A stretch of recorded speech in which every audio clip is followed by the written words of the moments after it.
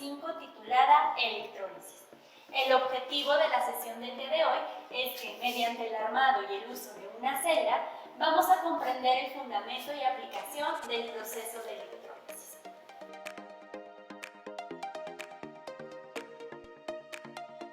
Comenzaremos definiendo la electroquímica. La electroquímica es la parte de la química que se ocupa de estudiar las transformaciones entre energía química y energía eléctrica. Todas las reacciones electroquímicas comprenden la transferencia de electrones, es decir, son reacciones redox. Los procesos electroquímicos ocurren dentro de una celda electroquímica. Estas, a su vez, pueden ser celdas galvánicas o voltaicas o celdas electrolíticas. Las celdas galvánicas o voltaicas son aquellas donde a partir de una reacción química se genera corriente eléctrica y la suministran a un circuito externo. Las reacciones químicas que ocurren ahí son espontáneas. Por otro lado, las celdas electrolíticas son aquellas donde a partir de una corriente eléctrica se genera una reacción química, por lo que las reacciones químicas que ocurren ahí son no espontáneas. ¿Cuáles son los componentes de una celda electrolítica? Primero, tendremos una fuente de poder. En nuestra práctica se utilizará un convertidor de corriente alterna a directa para que haya un flujo continuo de electrones del ánodo al cátodo. Siguiente componente, electrodos. Tendremos al ánodo, donde se llevará a cabo el proceso de oxidación, y al cátodo, donde ocurrirá la reducción. En nuestro sistema estarán representados por los clips que se encuentran en las jeringas. Tercer componente, disolución electrolítica o electrolito. Esta es la disolución que conduce la corriente eléctrica. Nuestro cuarto componente serían los conductores eléctricos, que estarán representados por los caimanes y los cables. Dentro de las aplicaciones comerciales de las celdas electrolíticas se encuentran la obtención de algunos elementos como sodio, cloro, hidrógeno y oxígeno, así como para refinar metales impuros o bien para recubrir objetos aplicando el proceso de electrodeposición. Los materiales que utilizaremos en nuestra práctica son los siguientes: conductores eléctricos o los cables adaptados al eliminador de corriente, que nos servirá para transformar la corriente alterna directa y tener un flujo continuo de electrones del ánodo al cátodo. Nuestro cristalizador de plástico, que contendrá la disolución de hidróxido de sodio al 10%, que es nuestro electrolito. Jeringas de plástico que tienen clips que servirán como electrodos. Cronómetro para medir el tiempo. ¿Cuál es el procedimiento que se llevará a cabo? Se colocarán 150 mililitros de una disolución de hidróxido de sodio al 10% en un cristalizador de plástico. Posteriormente, se sumergirán las jeringas en el cristalizador hasta que se llenen por completo. Es importante que no queden burbujas y se levantarán sin que salga contenido de su interior sobre el mismo recipiente.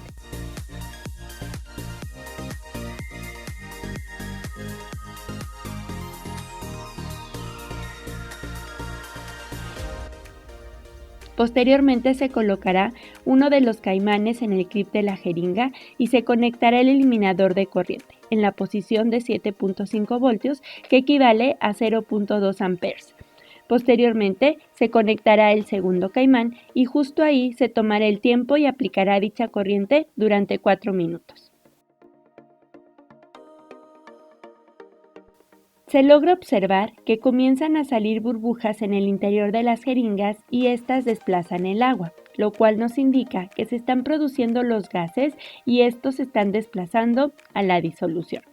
Estos gases se pueden recuperar mediante esta técnica porque resultan insolubles en el agua, aunque el oxígeno es un poco más soluble en ella comparada con el hidrógeno.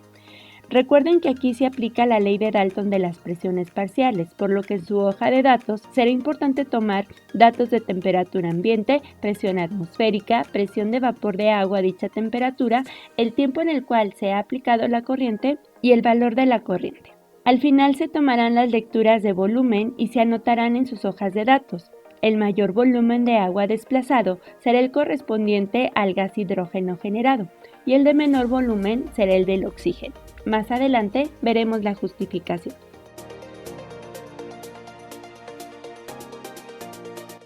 ¿Pero qué está pasando en el interior del sistema? Bueno, se tiene una disolución de hidróxido de sodio al 10%, la cual indica que el 10% es hidróxido de sodio y el 90% restante es agua. En esta parte veremos la electrólisis del agua. Como el agua no conduce la corriente eléctrica, nuestro electrolito o sustancia conductora será nuestro hidróxido de sodio al 10%. El sistema contiene el electrodo positivo, que es el ánodo, y en él se lleva a cabo un proceso de oxidación, es decir, una pérdida de electrones. También contiene un electrodo negativo, que es el cátodo, y se lleva a cabo el proceso de reducción, es decir, una ganancia de electrones.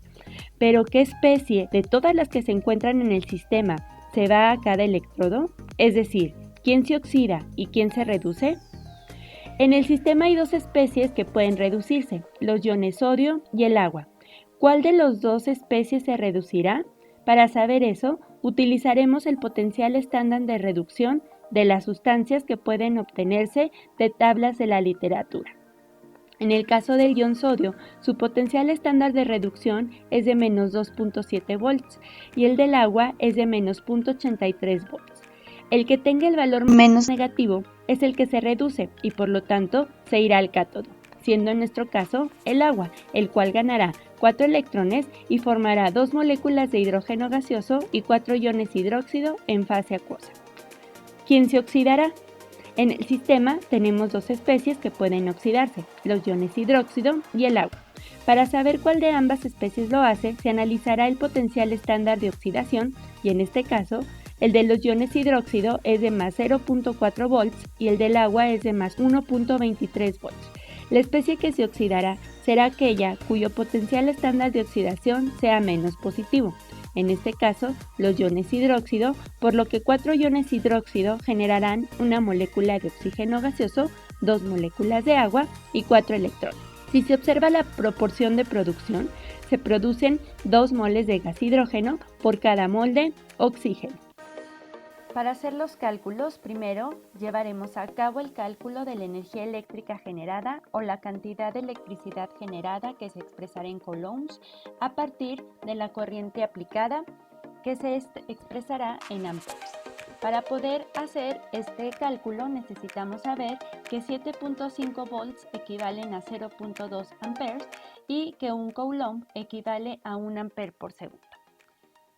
En nuestro experimento utilizamos 0.2 amperes por un tiempo de 4 minutos. Para ejercicio utilizaré 2 minutos. Sabemos que un minuto equivale a 60 segundos y también sabemos que 1 ampere por segundo equivale a un coulomb. ¿Qué unidades se nos van? Bueno, se nos van amperes, minutos, segundos y el resultado nos queda expresado en coulombs. Una vez que ya tengamos esta carga eléctrica generada, vamos a calcular los moles de electrones generados, sabiendo que cada mol de electrones equivale a 96.500 coulombs. Abriremos el factor unitario con la cantidad calculada anteriormente de carga eléctrica, que serían 24 coulombs, y nuestro factor unitario sería que por 96.500 coulombs equivale a 1 mol de electrones. Se nos van los coulombs y el resultado nos queda en mol de electrones, el cual equivale a, este ejemplo, 2.487 por 10 a la menos 4 moles de electrón. Una vez que hemos calculado los moles de electrones, procederemos a hacer la conversión de temperatura de grados Celsius a Kelvin. Este dato lo obtendremos a partir de nuestra hoja de datos experimentales. Y recuerden que la fórmula de conversión es la siguiente. Kelvin va a ser igual a los grados Celsius más 273.15. Una vez que ya hayamos tenido la temperatura transformada, vamos a calcular la presión ejercida por el hidrógeno gaseoso en el sistema utilizando la ley de Dalton, ya que en dicho sistema nosotros recolectamos un gas en un sistema con agua, para lo cual nosotros sabemos que la presión total en el interior del sistema va a ser igual a la presión atmosférica, que equivale a la presión del gas generado, que en este caso lo vamos a hacer con base al hidrógeno gaseoso, más la presión de vapor de agua a la temperatura de trabajo. De aquí nosotros tenemos en nuestra hoja de datos experimentales la presión atmosférica y la presión de vapor de agua, con lo cual podemos calcular la presión de hidrógeno. Por lo tanto, presión de hidrógeno será igual a la presión atmosférica menos la presión de vapor de agua. En esta fórmula sustituiremos los datos que nosotros tengamos y el resultado deberemos de expresarlo en unidades de atmósfera. Una vez que ya tenemos la presión ejercida por el hidrógeno en el sistema, lo que haremos será calcular el número de moles de hidrógeno gaseoso de acuerdo a la reacción química llevada a cabo. Nosotros tenemos una reacción que se lleva a cabo en el ánodo y otra reacción que se lleva a cabo en el cátodo. Entonces, revisemos ambas reacciones. En el ánodo, la reacción que se lleva a cabo es la siguiente. 4 iones hidróxido en fase acuosa producen oxígeno gaseoso más 2 moles de agua en fase líquida más 4 moles de electrones. ¿Qué reacción ocurre en el cátodo? En el cátodo, 4 moles de agua en fase líquida reaccionan con 4 moles de electrones y producen 2 moles de hidrógeno gaseoso más 4 moles de iones hidróxido en fase acuosa. Si hacemos la sumatoria de nuestra reacción, podremos observar que se cancelan los 4 electrones del lado derecho con los 4 electrones del lado izquierdo. Los 4 moles de iones hidróxido del lado izquierdo con los 4 moles de hidróxido del lado derecho. Y nos quedan 4 moles de agua del lado izquierdo, 2 del lado derecho, entonces nos quedarían en total 2 del lado izquierdo. Y eso nos genera 1 mol de oxígeno gaseoso y 2 moles de hidrógeno gaseoso. A partir de esta reacción, ahora sí podremos calcular el número de amoles de acuerdo a esta reacción química. Abriremos con nuestra carga eléctrica o cantidad de electricidad. Pondremos la equivalencia, que sabemos que 96.500 coulombs equivalen a 1 mol de electrones. Y de acuerdo a nuestra reacción, observamos que 4 moles de electrones van de la mano con 2 moles de hidrógeno gaseoso. Se nos van los coulombs, los moles de electrones y nos quedan los moles de hidrógeno.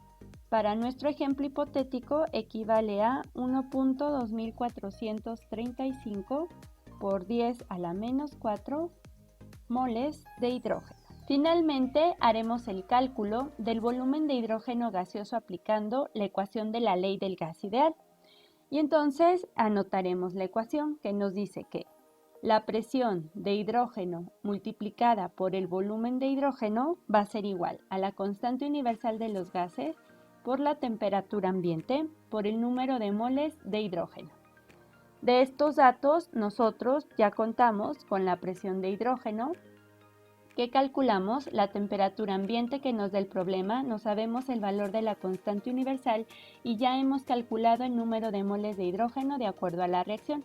Podemos muy bien obtener el volumen de hidrógeno. Volumen de hidrógeno, por lo tanto, va a ser igual a la constante universal por la temperatura ambiente del experimento por el número de moles de hidrógeno y dividido entre la presión parcial de hidrógeno que hemos calculado con anterioridad.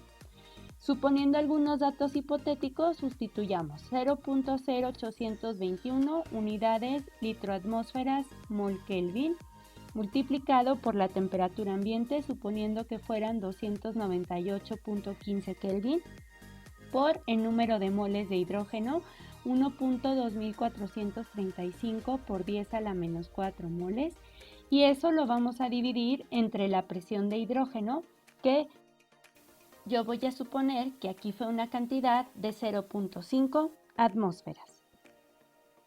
En total, mi resultado para este ejemplo hipotético nos daría de 6.087 por 10 a la menos 3 litros. Y recuerden que la proporción de producción de estos gases en la reacción química es por cada 2 volúmenes de hidrógeno se genera también un volumen de oxígeno gaseoso.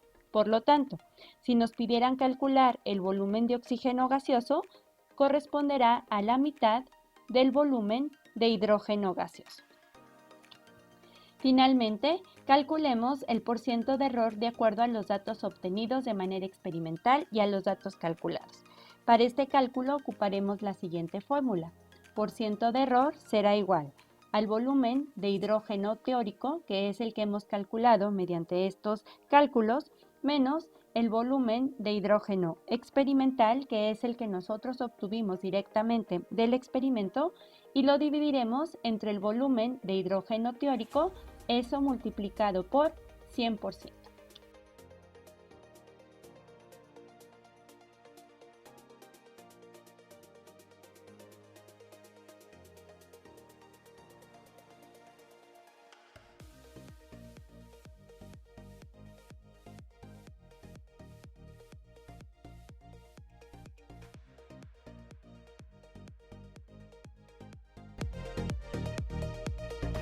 Esto sería todo por la práctica del día de hoy, chicos. Muchas gracias y nos vemos en la siguiente sesión.